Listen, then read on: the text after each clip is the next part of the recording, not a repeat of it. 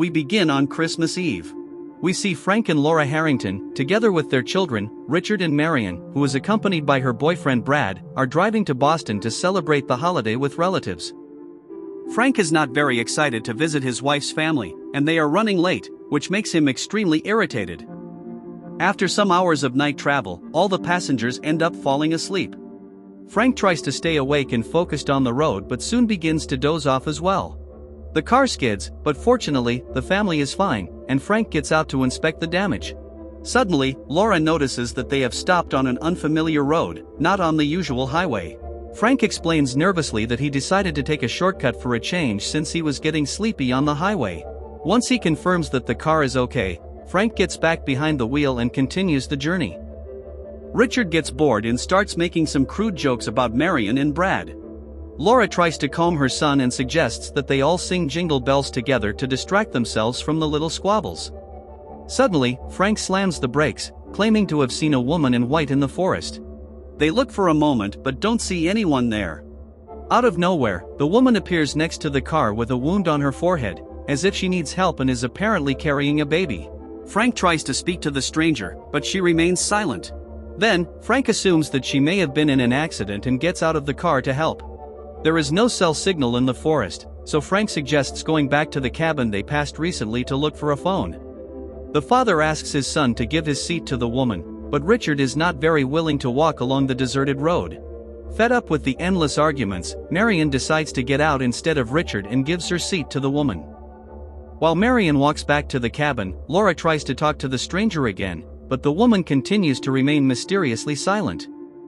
Suddenly, Richard notices a horrible smell in the car, but Brad dismisses it, thinking it must be the woman's baby, so no one pays attention to Richard's words. Frank reaches the cabin, and Richard immediately gets out of the car and heads into the forest to relieve himself.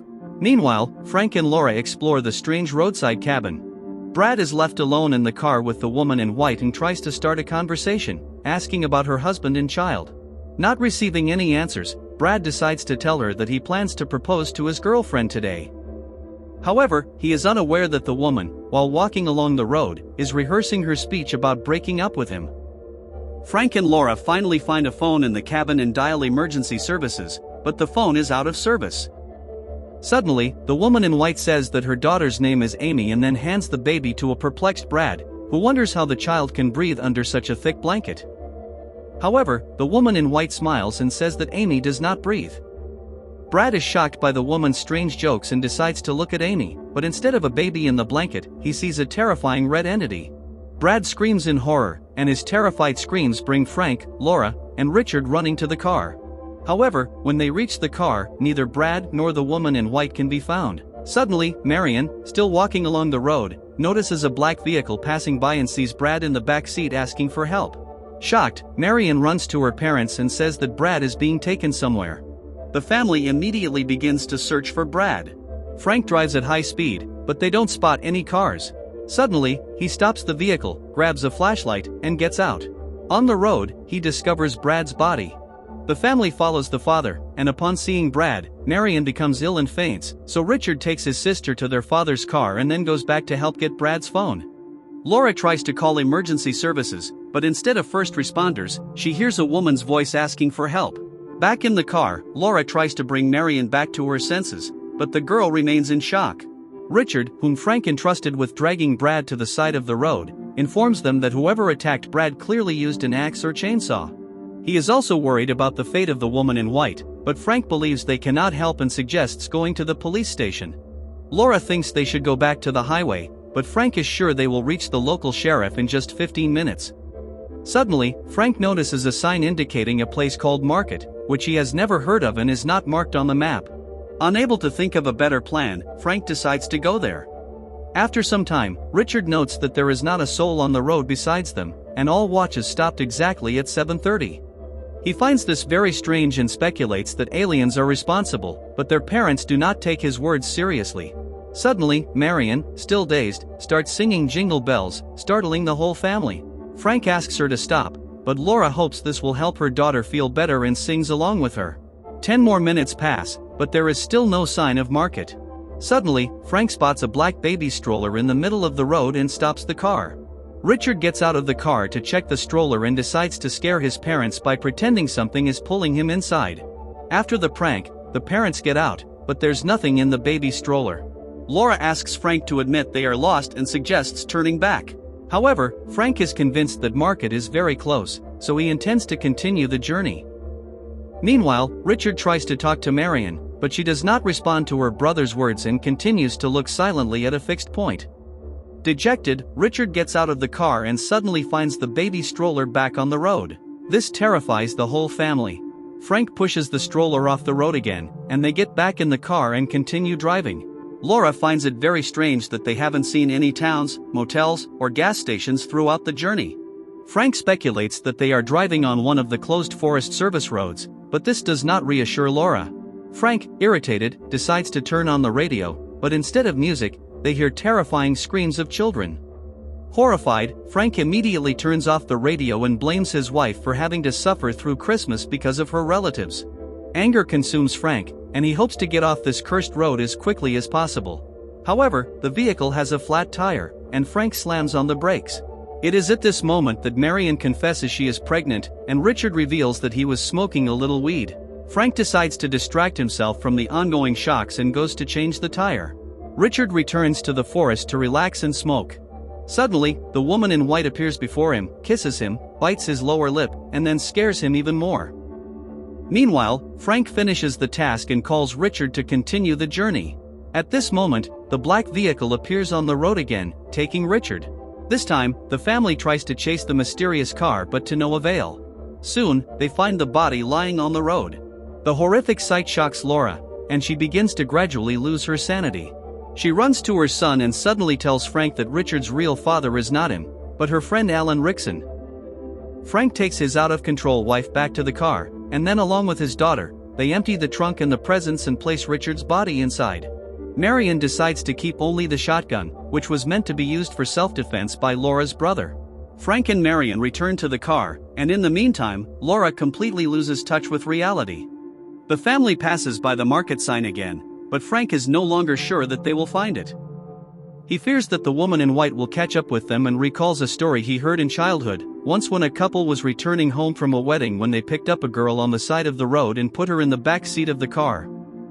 The girl was clearly in shock and remained silent. After driving a little farther, they heard a horrifying scream from the back and suddenly realized they had nearly driven off a cliff. However, the girl was no longer in the car. Later, they learned that the girl's entire family was involved in a car accident at that same spot. Marion asks her father if he thinks the woman in white is also a ghost, but their conversation is interrupted by Laura, who has gone mad and keeps stuffing herself with food. Soon, they need to stop again as Laura feels sick from overeating. While Frank and Marion talk, Laura finds the shotgun and, thinking it's a toy, aims it at Frank. Not knowing, she ends up wounding her husband with the gun. Marion tends to the injury, and the family sets off again. The daughter reproaches the father for drinking while driving, but alcohol is the only thing that helps him cope with the pain. Frank wonders why they haven't reached Market yet. Suddenly, he has a hunch that they are driving on a military road and that Market is a military base, which is why it is not on the map. Marion calms down a bit and falls asleep. After some time, she wakes up and realizes that they have stopped again and her father is missing. She screams and runs out of the car, but fortunately, Frank is fine. He tells his daughter that he discovered they have been heading west all this time and that they should soon reach the sea and, thus, Market. Suddenly, Laura gets out of the car and tells Frank that she knows about his affairs. Then she starts seeing people in the forest. Inside the car, Laura continues to see unfamiliar faces whom she believes are waving at her. She waves back cheerfully and asks Frank to slow down.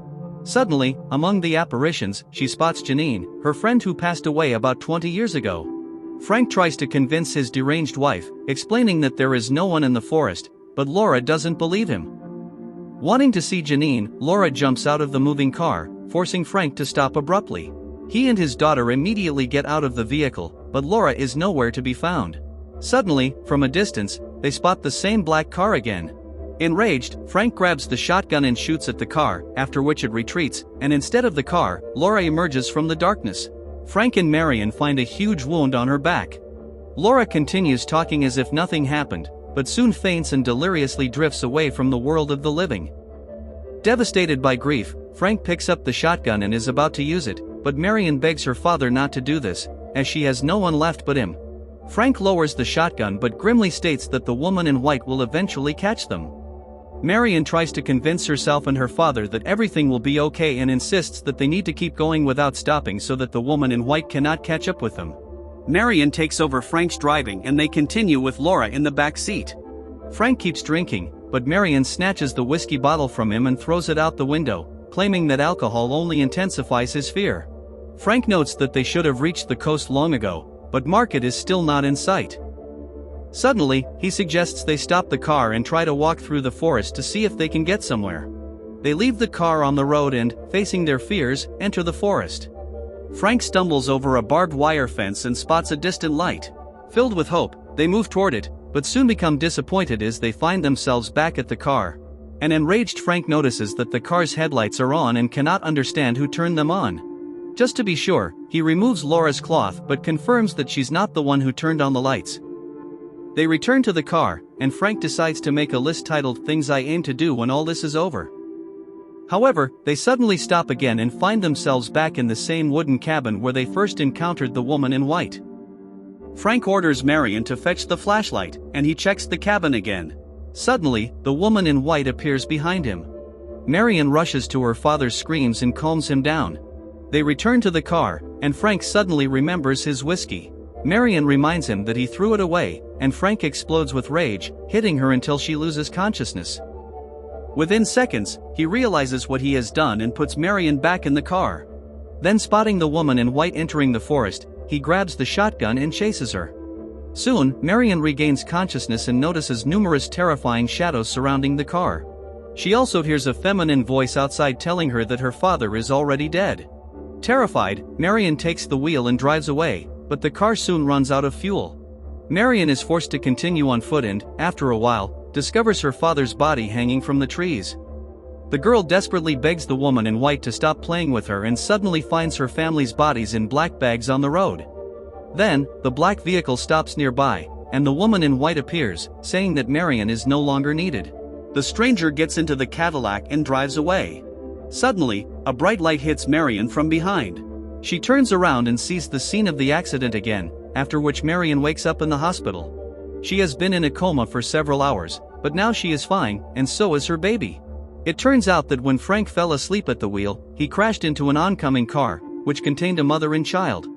No one survived except Marion. The man who reported the accident thanks Dr. Ellen Marcotte for everything she has done and offers to take her in his black Cadillac. Meanwhile, workers are clearing the road of wrecked cars and suddenly find Frank's burned note, which has 2 points. One of them is to become a grandfather and be the coolest of all. Implying that everything they went through on that road was not just something from the mind of someone in a coma but real.